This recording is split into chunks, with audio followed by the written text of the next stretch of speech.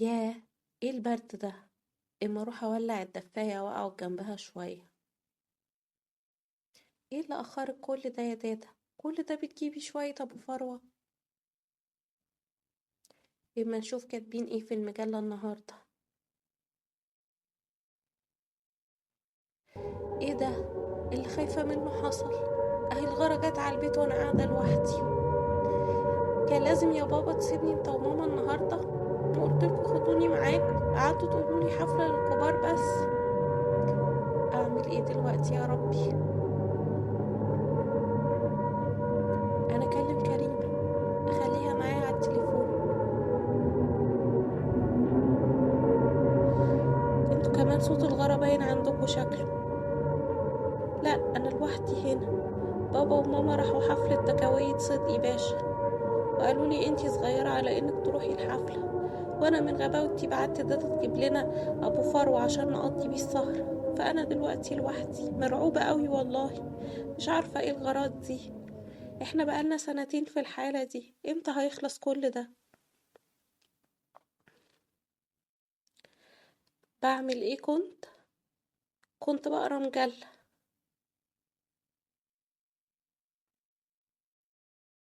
طب والله فكرة، هقرا لك المجلة عشان انشغل فيها، وإن شاء الله الغارة تعدي على خير، أو ده تيجي بسرعة.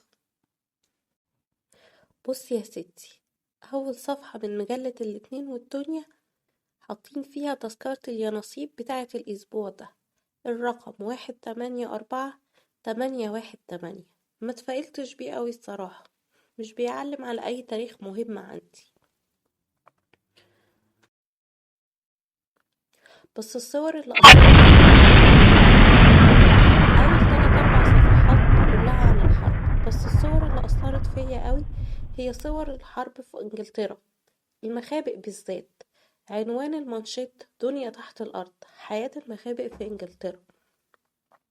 حاطين الأطفال يا حبايبي وهم نايمين على الأرض، حاطين لهم جرايد يناموا عليها يا كريمة، ومغطيينهم ببطاطين علشان طبعا الدنيا باردة أكيد في المخابئ دي.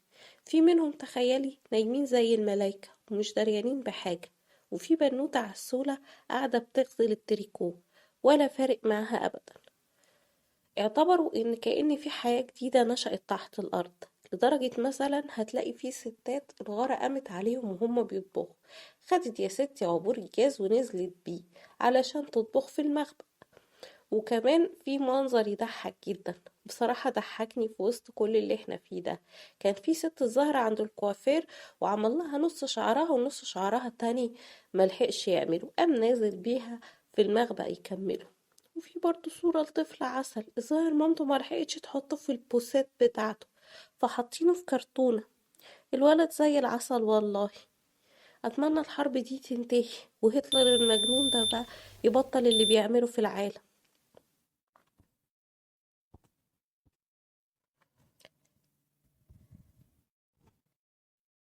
فاكرة ان طول عمري بقولك عايزة افوز باليانصيب ب100 جنيه ليه؟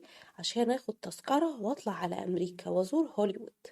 نفسي اتفرج على اللي بيقولوا عليها في الاذاعة والجرايد. نفسي اشوف الاماكن اللي بيسهروا فيها لحد الصبح، والمدينة المنورة على طول.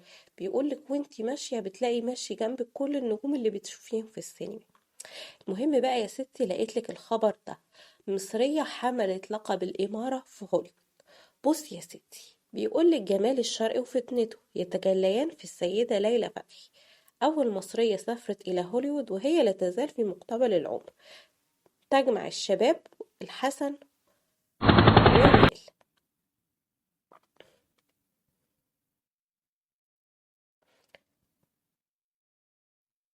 هي سباحة ماهرة. بيقولك إن تجلت رشاقة قوام السيدة ليلى فتحي وهي بصوب الحمام على حافة حوض السباحة، تتطلع إلى عدسة الاتنين قبل أن تهبط إلى الماء سابحة لتأخذ حمامها اليومي المعتاد، وقد عازت امتشاق قوامها إلى الرياضة التي تمارسها. بجد شكلها حلو جدا والمايو رائع. بيقولك يا ستي إن هي أصلا تركية الأصل، واكتسبت رعويتها المصرية عن طريق زواجها من الوجيه عبد العزيز فتحي، تاجر قطن قد الدنيا. وبعد كده راحت هوليوود السنة اللي فاتت، وسجلت لها عدسة الاتنين عدة صور في حياتها اليومية، وهينشروها على الصفحتين دول مع حديث لطيف. بصي، في هوليوود مدينة السينما والعجائب جالية شرقية تعمل في مختلف مرافق الحياة فيها، وبعضهم قد أثرى إثراء كبيرا، والبعض الآخر ما زال يشق طريقه جريا وراء الشهرة أو الذهب. ومن ضمن الجالية الشرقية نفر من المصريين، منهم الأستاذ حسن عزت الممثل السينمائي اللي هو هناك يدوه اسم أسهل شوية، روبرت كورتس.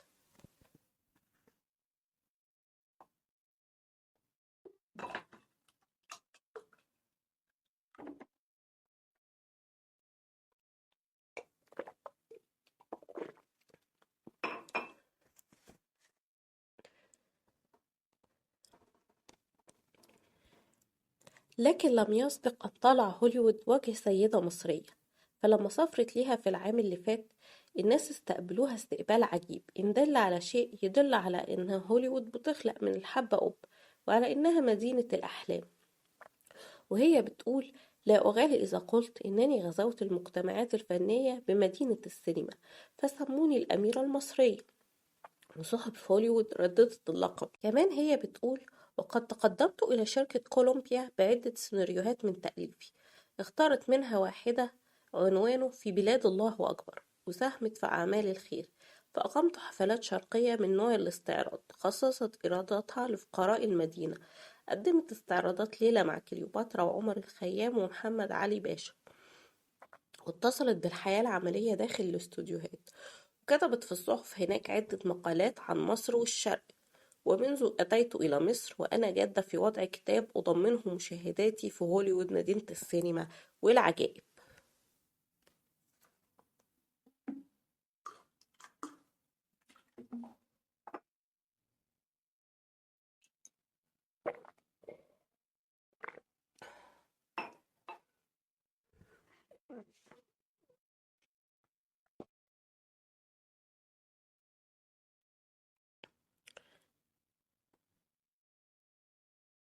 وكمان حط لها صورة وهي راكبة الحصان قدام الأهرامات، وصورة كمان وهي بتصطاد طيور، وهي بتقول إنها بتمتطي القوة. وكمان حط لها صورة وهي راكبة الحصان قدام الأهرامات، وصورة وهي بتصطاد عصافير. مندوب الاتنين سألها هي ليه بتكلف نفسها عداء الرياضة الخشنة، فكان جوابها إن الرياضة أمر لازم لكل سيدة، لازم تنال من اهتماماتها النصيب اللي بتخصصه للنوم. والفروسية هي أصلا بتحبها، لأن هي بتخلق في روح المرء الجراءة والإقدام. وهي كمان، بص يا ستي، أول حاجة كاتبينها في السينما والمسرح ورطات خلف الستار. بيقولك إن هناك خلف الستار في شخص واحد هو اللي بيبقى مسؤول عما يشاهده المتفرج على المسرح. ذلك الشخص هو مدير المسرح، وكثيرا ما تعترضه عقبات إن لم تسعفه سرعة خاطره بطريقة ما للتخلص من العقبات دي، لكن هتقابله مواقف محرجة للغاية. وفيما يلي يقص اثنان من مديري المسارح بعض ما اعترضهما أثناء التمثيل من عقبات مفاجأة وكيف تخلصا منها. هذان المديران هما الأستاذان محمد حسن علي الشهير بلقب فلاديمير مدير مسرح الريحاني، والسيد بدير مدير مسرح جمعية أنصار السينما والتمثيل. أول قصة بعنوان كبس النور. فلاديمير قال: كانت الفرقة بتمثل رواية لو كنت حليوة، ولزينات صدقي دور هام فيها لا يمكن حذفه أو التصرف فيه بتأخير أو تغيير. فلما انتهت حفلة الماتينيه وجي أوان رفع الستار للسواريه، اعتقدت إن الجميع حاضرون، إذ لا يعقل أن يحضر ممثل ليؤدي دوره في الحفلة الماتينيه وبعدين ما يجيش في السواريه. رفعت الستار والممثلون بدأوا يؤدوا أدوارهم كالمعتاد، وقبل اللحظة اللي لازم تظهر فيها زينات دور عنها في سلقط في ملقط ما لقاهاش، فقالوا له إن زينات خرجت بعد الماتينيه مباشرة. وقع بقى في حيص بيس، يعمل ايه؟ مفيش على ظهورها غير دقيقة واحدة. قام طلع للمسرح وفضل يمشي بين الكواليس رايح وجاي، وبص على طابلوه النور فجات له فكرة وراح مدد ايده وشد الفيشة، فالضلمة جت في المسرح كله والناس خافت. وراح رايح للجمهور وقال لهم ان فيه عطل في الاسلاك هيحتاج لإصلاحه لفترة مش طويلة، وبعت حد يستدعي زينات من بيتها وهو كان قريب من التياترو، فجه بيها بسرعة ومجرد ما وصلت راح مرجع الفيشة مكانها، والحمد لله المسرحية عدت على خير.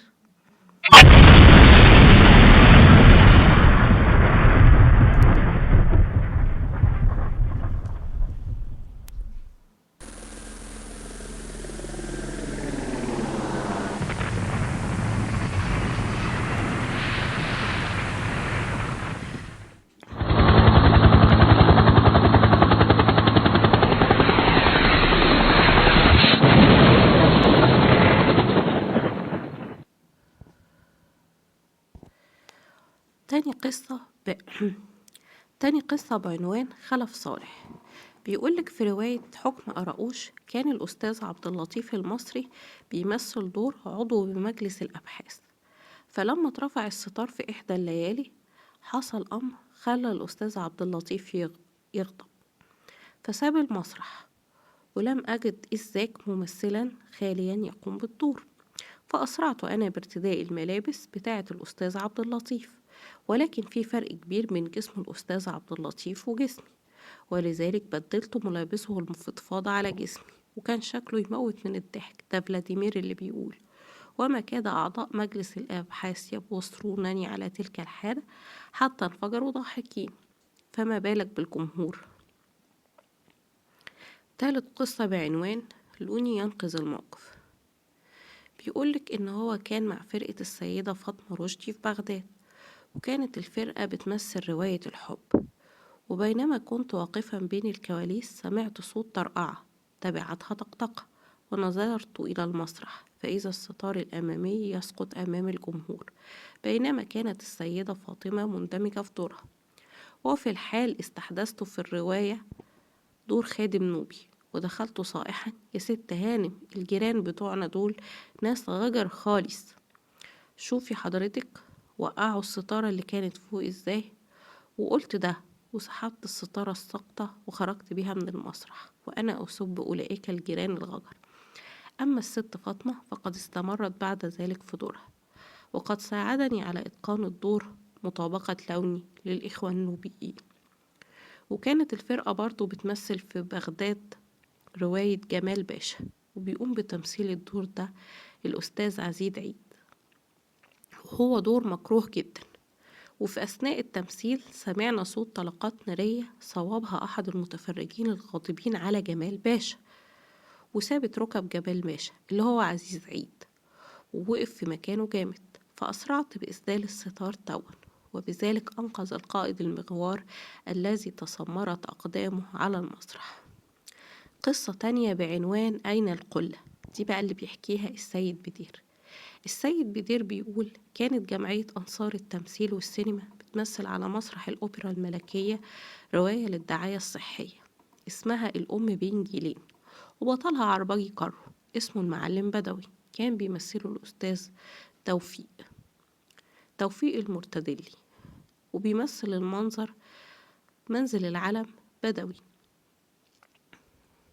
المعلم بدوي أنا آسفة، وفي زوجته على وشك الوضع وهي بتطلب من جوزها إنه يلحقها بكوباية مر، والمفروض كان يبقى فيه قلة يعني يناولها فيها المية. فلما الزوجة طلبت من جوزها الماء الأستاذ توفيق بص لحيث المفروض القلة تكون موجودة ملقاهاش، وكان الأستاذ أمين وهبة عامل دور أخو الزوجة وهو غلام صغير أهبل، فنظر إليه توفيق وقال له: ما تروح يا واد تشوف خالك السيد بدير ودى القلة فين. فخرج أمين من المسرح وكنت بانتظاره في الكواليس على أحر من الجمر وفي إيده القلة جاهزة، فناولتها الأمين وعاد بها لتوفيق وهو يقول: كان خالي بدير واخدها يشرب ونسي يرجعها. ولم ينس توفيق أن يلدع لي جملة كتغطية للموقف، حيث قال: إن شاء الله يطفحها يعني لما خد القلة مني مش يشرب ويرجعها، ولا يعني عايز يضرب عواف عليها. ثم أعطى القلة لزوجته وأنقذني من المأزق الحرج. لأن الجمهور ظن إن السيد بدير ده جار ليهم أو صديق استعار قلتهم، ومش مدير المسرح اللي نسي أصلا يحط القلة.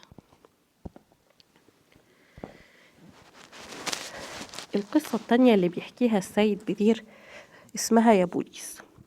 لما شرف جلالة الملك دار الأوبرا عشان يشوف جمعية أنصار التمثيل والسينما يحتفلون باليوبيل الفضي بتاع الجمعية بتاعتهم، كان بين البرنامج حفلة لتمثيل فصل من رواية الواجب للدكتور فؤاد رشيد بيك أحد رؤساء الجمعية. وفي الفصل ده بيحصل تصادم بين سيارتين في الشارع، وبتسمعي أصوات دوشة يعني وصفارة بوليس. وفي اللحظة اللي بيحصل فيها الموضوع ده يعني حصل إن هو جمع بعض أعضاء الجمعية وعملوا خارج المنظر ده هرج ومرج، وخرج صفارة بتاعت البوليس يعني ونفخ فيها زي ما رجال البوليس بيعملوا بالظبط. بس في اللحظة دي التف حوله رجال الحرس الملكي وضباط البوليس عشان اللي هم يحفظوا النظام في المسرح، فاكرين إن في حاجة وحشة حصلت بجد وكانوا هيقبضوا عليه، لولا الأستاذ سليمان نجيب مدير الأوبرا ورئيس الجمعية لحقوه. تالت قصة اسمها مشاكل في مشاكل. بيقولك في ليلة أخرى كانت الجمعية تمثل رواية المشكلة الكبرى، وكانت الحفلة تحت رعاية جلالة الملكة نازلي، وكان موعد تشريفها الساعة 9 بالظبط. واترفع الستار الفصل الأول على خادمة بتنظف العفش بتاع البيت، وبعدين بيدور حوار بينها وبين شاب من أبطال الرواية بيبنى عليه أهم نقطة في موضوع الرواية، وعشان كده ما ينفعش نحذف كلمة واحدة منه. وسندوا دور الخادم ده إلى إيزا الممثلة الذاك بفرقة الأستاذ نجيب الريحاني. والأستاذ السيد بدير بيقولك إن هو كان متعود على الليالي دي إن هو يتمم على الممثلة قبل موعد رفع الستار بنص ساعة على الأقل، وراح يدور في جميع الأوض لقى الكل في مكانه ما عدا الست إيزا، فبدأ عليه الارتباك. ولما شاف الأستاذ سليمان نجيب جاي قال له على السبب. أستاذ سليمان نجيب طمنه وقال له إن الوقت لسه بدري. وبعد شوية الأستاذ سليمان نجيب هو نفسه ابتدى يقلق، وقال له إنه ما كانش لازم يجيب حد زي إيزا دي اللي واضح إن هي بتاعة مشاكل، والموضوع موقفش لحد هنا.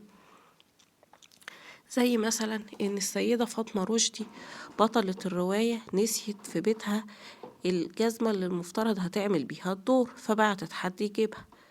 فلما جت يعني الجزمة اكتشفوا ان هو لف الجزمة في ورقة وحطها تحت باطه، وهو جاي جيب فردة والفردة التانية وقعت في الشارع.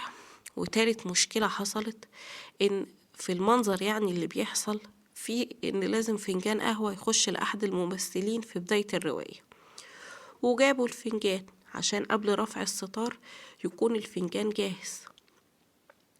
والممثل توفيق المريدني وده واحد برضو من ممثلي الرواية لقى الفنجان محطوط فوق الترابيزة وما كانش فاكر ان هو للرواية فشربه، وبرضو فضلوا محتاسين في فنجان القهوة. كان ممكن يقدموا فنجان القهوة فاضي يا كريمة. أما النقطة بقى اللي هي بيقولوا القشة التي قصمت ظهر البعيل، إن سليمان نجيب خرج يتمشى منفعل أمام مسرح الأوبرا، وكان فاضل بالظبط على تشريف جلالة الملكة يدوب 5 دقايق، فلقى يدوب الست إيزا جاية تتمخطر من بعيد، فراح قعد يهزقها ويشتمها على إن هي ست بطيئة ومهملة. وهي كانت بتبصله باندهاش، مين ده وبيزعق لها ليه؟ الراجل ده هي ما تعرفوش.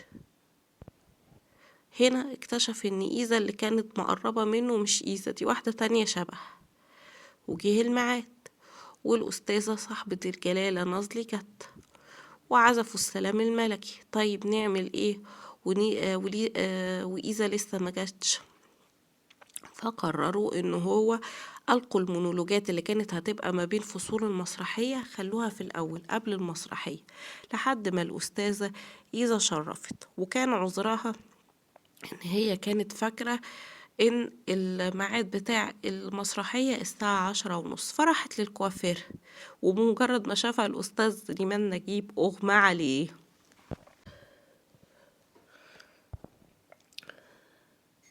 شوف يا ستي، كمان عاملين نقد لفيلم الورشة اللي هو بتاع عزيزة أمير ومحمود الفقار. الناقد كاتب إن اجتمعت عناصر النجاح لهذا الفيلم: حبكة التأليف ودقة الإخراج وقوة التمثيل، فسجل نصرا جديدا للكوكب اللامع عزيزة أمير بعد نصرها السابق في فيلم بائعة التفاح. كان جميل قوي على فكرة يا كريم، شفته مع بابا في السينما. بيقولك إن الفيلم ده هي عادت بيه إلى استئناف جهادها السابق في السينما. بيعطي الفيلم مثلا طيبا للفتاة المصرية، فقد وجدت بطلة الفيلم زينب عزيزة أمير نفسها فجأة وحيدة في الحياة. مات عائلها اللي هو جوزها يعني في حادث، وأساء شقيقها التصرف، فاضطربت أعمال الزوجة. فماذا تصنع؟ هل تذل؟ لا، نزلت إلى ميدان العمل وحملت العبء على كاهلة، ومضت تشق طريقها في الحياة في اعتزاز وعبرة أخرى نخلص منها. لهذه الفتاة لهذه الفتيات التي خدعتهن مظاهر المدنية، وفهمنا منها خطأ إنها الطرف وأنانية النفس، وليست الإثارة والواجب نحو الزوج والأسرة. وعظة أخرى يسوقها الفيلم للمترفين، في ذلك الشاب المترف الذي ترك وسطه البراق وتزوج من فتاة من العامة وجد فيها المثل الأعلى للزوجة. ولو أردنا أن نسوق الأمثلة للعظات التي تتخلل هذا الفيلم لما اتسع لذلك المقام. وحسبنا أن نشير أيضا إلى الدعوة للجندية التي تجلت قوية رائعة. وبرغم أن بعض حوادث الفيلم بولغ فيها ولم تكن مطابقة للواقع، إلا أن كل حوادث الفيلم تتابعت بحبكة تشهد بالبراعة لعزيزة أمير وضعت السيناريو، غير أن النهاية كان فيها شيء من الافتعال الملحوظ لم يمهد لها، وقد وضح فيها أثر السرعة في الإنجاز. ننطلق بعد ذلك إلى التمثيل. اطلعت عزيزة أمير بدور زينب أو المعلمة زهرة، فارتفعت في دورها إلى القمة وسمت به، فقد وفقت في إبراز العواطف والإحساسات المختلفة التي تتطلبها دورها، من وفائها لبيتها وولدها، ومن كفاحها في الحياة مجاهدة بين العمال وصراحها لحبها ومجالدتها له. ووفق محمود ذو الفقار في دوره، وأضاف نجاحا جديدا إلى نجاحه في الفيلم السابق، واستطاع أن يصور الإيثار والتضحية وحب الوطن بنجاح ملحوظ. أما أنور وجدي فكان كالعهد به، موفقا مجيدا ارتقى بدوره إلى أعلى مراتب النجاح، فاستطاع أن يصور أصدق تصوير، استجابته لنزاعات الفتون والطيش. ثم حين أن عزف عن هذا إلى الجندية، وانخرط في سلكها جنديا بارا بوطنه وبأسرته. ويمكننا أن نقول إن الباقين أجادوا في أدوارهم وعاشوا فيها مندمجين، من عمر وصفي ونجمة إبراهيم إلى أعمال الورشة. ولا يفوتنا أن ننوه بالجهد الذي بذله الأستاذ حسن مختار صقر في دور وفي تلحين أغاني الفيلم، مترنما بها بين العمال، فقد أبرزها بروح شعبية جميلة. أما بقى الإخراج الذي اطلع به الأستاذ ستيفان روستي، فنقول إنه كان موفقا في كثير من المشاهد، وساعد كثيرا في نجاح الفيلم رغم بعض الهنات الملحوظة.